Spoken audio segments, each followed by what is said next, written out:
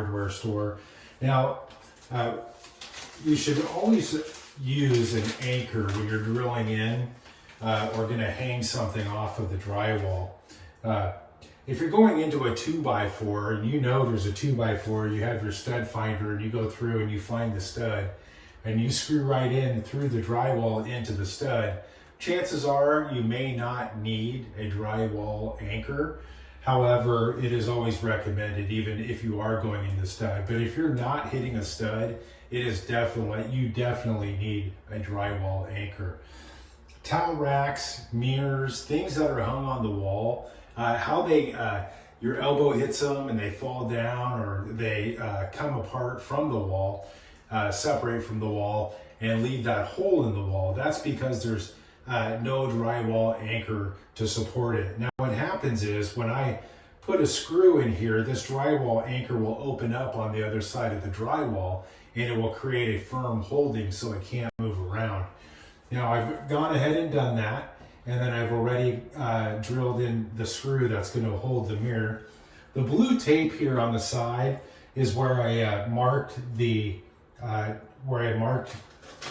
outline of the mirror. So this mirror I have is 22 inches by 30 inches. Now I want to make sure that the mirror stands up off of the backsplash here, but doesn't come all the way up to the top of the light.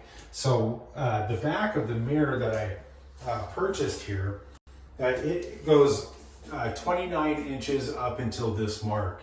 And so this is where it's going to hang by the screw on the wall. And so what I did is I split the difference between the 22 inches from the 30 inches wide of the vanity. That leaves me with 8 inches, and I went 4 inches in on each side, and then went from the inner side 11 inches, and then 29 inches up. So that should hang perfectly. Let's go ahead and test it out here.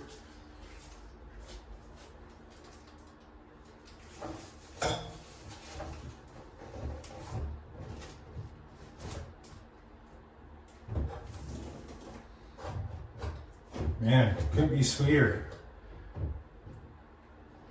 There we are, and it's hung. Now let's go ahead and hang the hand towel rack. Now what I'm doing here with this hand towel rack is I'm going to position it here in between the toilet and the vanity. It's 3.5 inches. I've already measured it. It's 3.5 inches from the side of the toilet, top of the tank cover, to the edge of the vanity. So what I need to do is I need to go over 1 inch and 3/4, and then up to where the position I want to place that. Now I don't want to draw on the walls because this is fresh paint, and I don't want to have to go back and repaint over any markings I place on the walls. So a good practice to use, if you don't want to mark up your walls either, is get your blue painter tape. The edge of the tape, the side edge here of this tape, is a straight edge. And so what you could do is you come over, and wherever you want to put that, just make sure the edge is where you're going to drill. And so if I come up, let me grab my level here.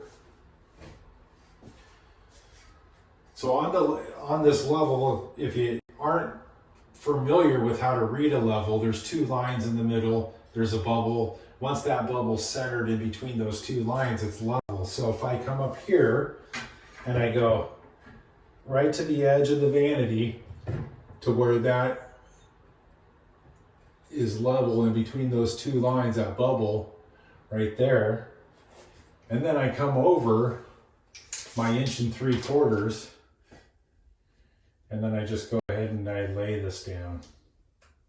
Probably don't want it up that high. I'm going to use a little painter's tape to hold the level in place. Now obviously if you're 2 people working together, one person could hold the level, the other person could mark the wall, but I don't have that luxury.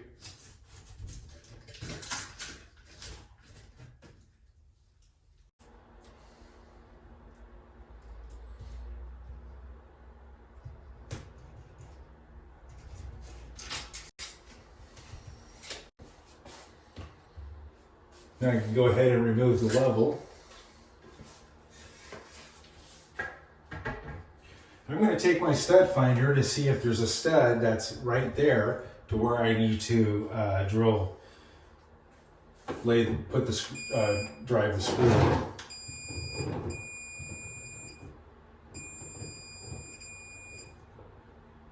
So I wanted to make sure that I'm hanging this up at the right height, and I actually want that up a little bit more. So what I'm going to do is just move this painter's tape. But then I'll go ahead and drill in my holes.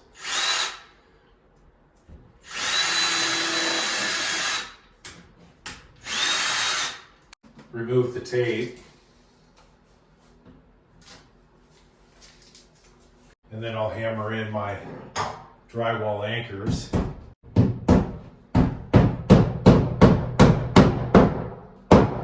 And now I'll go ahead and screw in my bracket.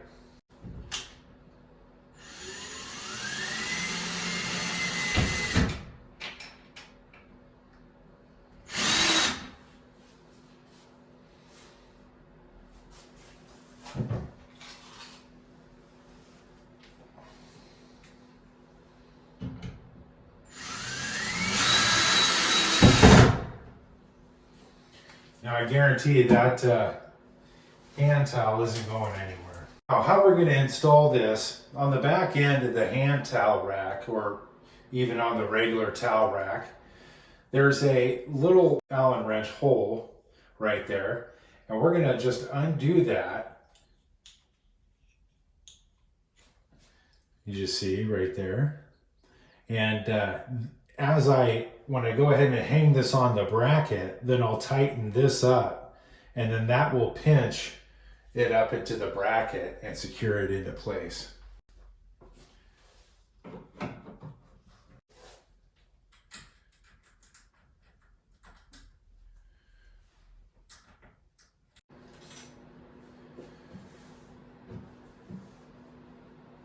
And there we go. We have one secure hand towel rack. And then we'll move on to the regular towel rack.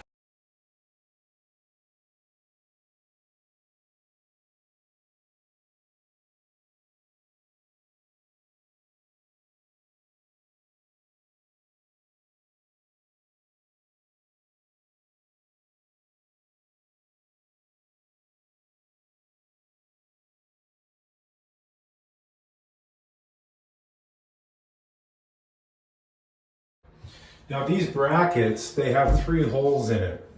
A center hole, and then an upper hole and a lower hole. And we're going to drill into the upper and the lower hole, but the center hole we're going to line up with this mark right here.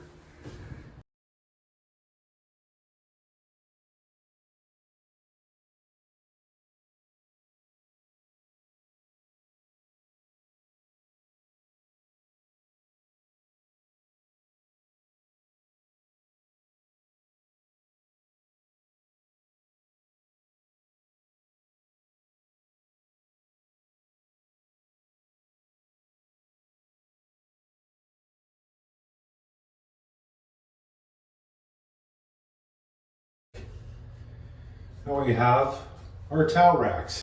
Next, what I'm going to do is I'm going to fill in all the gaps of this medicine cabinet here with some wood putty, and then we'll sand it down very lightly, and then I'll paint it the teapot color again, which is the same as the ceiling, which is a white color. And so I went with the dab. It's wood plastic. There's a vinyl finish on this, and this stuff will work just fine. But the nail holes and everything that we have up there, I want to make sure those are all filled in as well.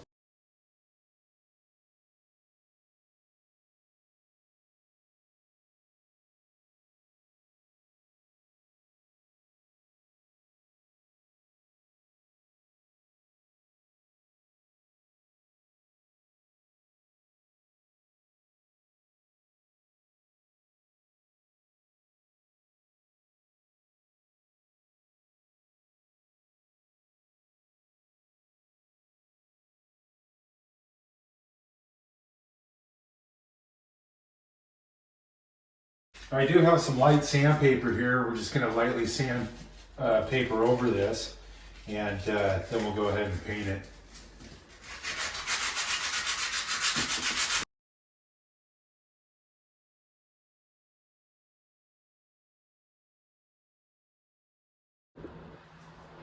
All right, so I'm just finishing up painting here, the frame for the medicine cabinet. There is a shelf in here that I'm going to have to trim down to fit perfectly, and but that's no problem at all. I'll do that once the paint dries, and then we can put the shelf in, put the door on, and then we can wrap up this 80-year medicine cabinet project that I've been working on. It's actually been a real pain in the butt. I'm not going to lie. I didn't think that that it was going to be such a hassle. And in the master bathroom, I have the same problem of where there's a hole cut in there. And I don't think, I think what I'm just going to do is build a shelf in there instead of an actual, put the medicine cabinet in. I think it's more important in the guest bathroom to hide,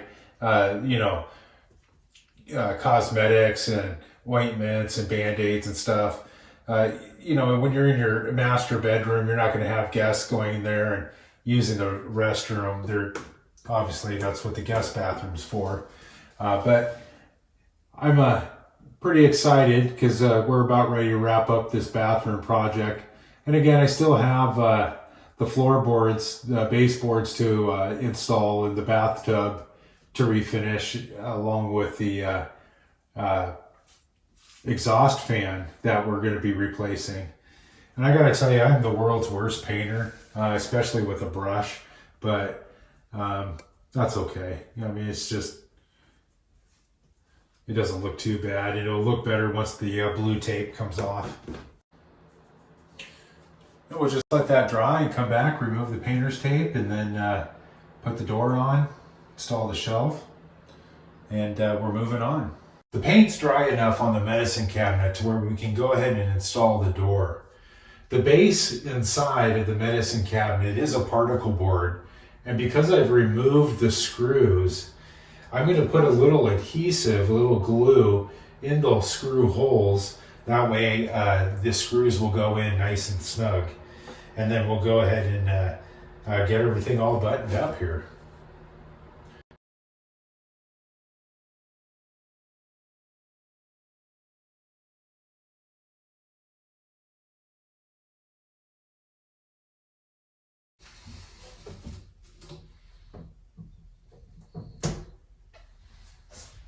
There we go. Today we're going to be replacing the bathroom exhaust fan. Now this one is an original exhaust fan from when the house was built brand new back in the early to mid 80s. And you don't necessarily have to replace the whole fan itself if yours goes out. I want to replace this one with a one that has a little bit more technology in it. LED lights, Bluetooth technology, so we can listen to music while we're in the restroom or taking a shower. There's a couple things you always want to do anytime you're working with electricity. First is you want to turn the breaker off in the electrical panel. This old style's got this old bulb here, the heat style bulb, and then there's each side of this box has two bolts that are essentially holding it in, and then the vent goes into the side. The fan actually, motor sits up here and then it vents out to the side. Now, if you don't want to replace the whole unit yourself, you can always just replace the motor. The problem is, especially with these older builds, and when it's original like this, is that it gets a little rusty from all the humidity from the steam from the shower, and it tends to rust a lot of the stuff up here, including the model number of the motor of the fan. So again, we're just going to change the whole thing out, get some new updated technology in here. After you turn the electricity off in the electrical panel, come back up and take the old bulb out. Just screws really easy here.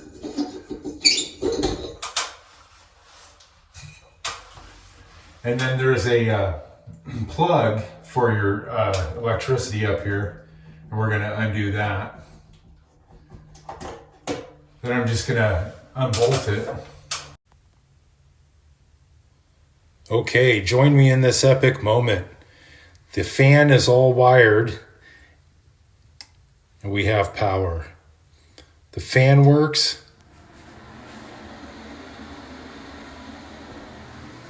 We have light. And we have the night light. A week is too long. 2 days is too long. But here we are. This button right here, Bluetooth. So now you could hook up your Bluetooth device and listen to music while you take a shower.